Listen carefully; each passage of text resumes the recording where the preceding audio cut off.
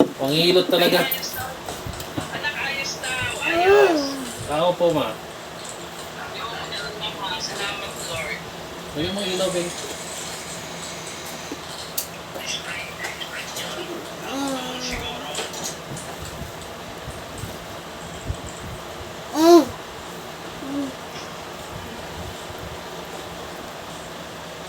Oo, anak na to ng kanyang, yung pala. Yung pala,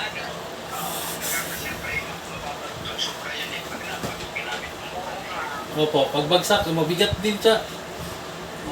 Tumbling eh. Oo, magaling na pa. Salamat, kuya, sa nagiging, sa magiging.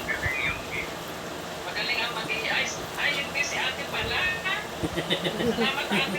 Oo. Magaling naman.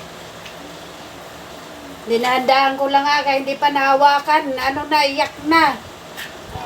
Gimailed ko lang yung paghilot sa kanya kay alam ko na nasasaktan din.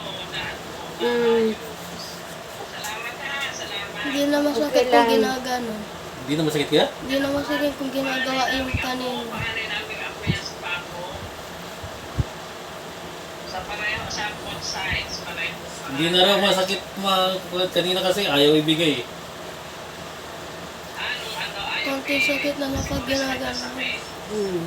Kanina, Eh, mas masakit kasi yung pag hindi galawin eh.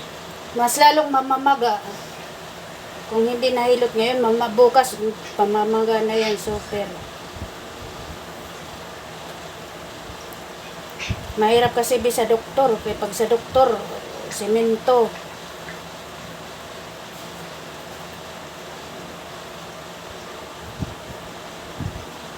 Siguro natagal din ang kanyang katawan. Si Kuya. Ah,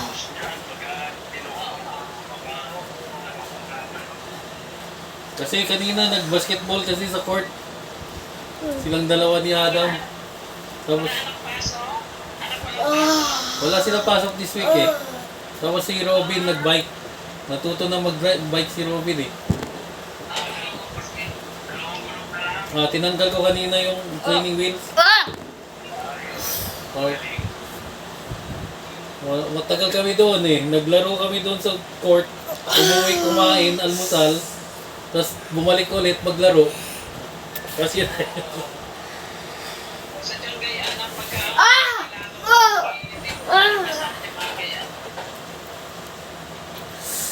Wala namang may kasalanan dyan.